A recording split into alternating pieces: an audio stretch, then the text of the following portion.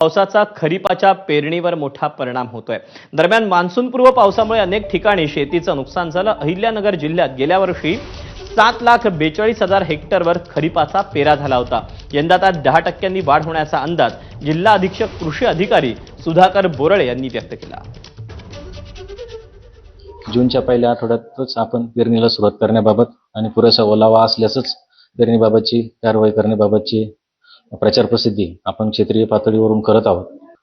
आपल्याकडं जे काही शेती मशागतीची कामं आहेत ती स्मूथली सध्या ऑनगोईंग आहेत, चालू आहेत आणि उलट मी म्हणेल की उताराला जर त्यांनी जर केलं असेल तर जो काही जूनमध्ये थोडा जरी पाऊस झाला तर उताराला आडवी मशागत केल्यामुळं थोडाफार पाऊस जरी झाला तरी सहजासहजी ओल त्या ठिकाणी आपल्याला पेरणीयोग्य त्या शेतकऱ्यांना मिळू शकते। नाशिकमध्ये गेल्या 15 दिवसांपासून मुसळधार पाऊस पडतोय, त्यामुळे पिकांचं मोठं नुकसान झालं असून नुकसान झालेल्या पिकांचे पंचनामे करण्याची मागणी शेतकऱ्यांनी केली। नाशिक तालुक्यात शेतकऱ्यांच्या उभ्या कांदा पिकात पाणी साचल्यानं मोठं नुकसान झालेलं आहे आणि आर्थिक विवंचनेत भर पडली आहे। मान्सूनपूर्व पावसाला सुरुवात झाली आहे आणि सर्वत्र आता शेती कामांना देखील सुरुवात झाल्याचं पाहायला मिळतंय। सध्या मी नाशिकमध्ये आहेत। आपण जर बघितलं तर अशा पद्धतीनं जे शेतजमीन आहे ती नांगरण्याचं काम शेतकऱ्यांचं शेतामध्ये सुरू असल्याचं पाहायला मिळत आहे। माझ्यासोबत काही शेतकरी आहेत, आपण त्यांच्याशी बोलूया। बाबा, आता काय सध्या शेतामध्ये काम चालू आहे? शेताची आंतर मशागत चालू केली, पण पावसानं एकदम अति म्हणजे ऐनवेळी लवकर झाला ना 15 दिवस झाल्यामुळं शेतीचं मोठं हे आहे ना आणि नुकसान आता मशागत करायला वेळ नाही ना।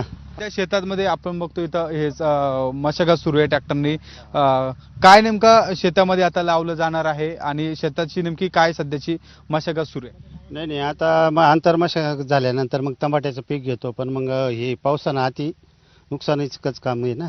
आंतर मशागत नाही, ऐनवेळी झालेलं आहे ना, त्याच्यामुळे वापसा नाही, भरपूर त्रासदायक आहे। पावसा लवकर झाला 15 दिवस कमीत कमी, आणि पुढले पिकं सुद्धा आता आमचे लेट होता का होताही नाही हे काही सांगता येत नाही। असं एकूणच जर बघितलं तर शेतकऱ्यांचा जो मशागतीचा टाइम असतो त्याच वेळामध्ये आता पाऊस पडतोय, त्यामुळे शेतीची जो वापसा असतो तो देखील या ठिकाणी होत नाहीये। मान्सून 7 जूनला दाखल होतो, मात्र काही दिवस आधीच आता मान्सून दाखल होणार आहे आणि त्यामुळे एकूणच एका बाजूला शेतकऱ्यांना आनंदाचं वातावरण असलं तरी देखील शेती जी आहे ती पूर्णपणे या ठिकाणी पिकांसाठी तयार नसल्यामुळे शेती पिकांना देखील याचा फटका बसू शकतो, असं देखील यावेळी शेतकऱ्यांनी आपल्याशी बोलताना सांगितलंय।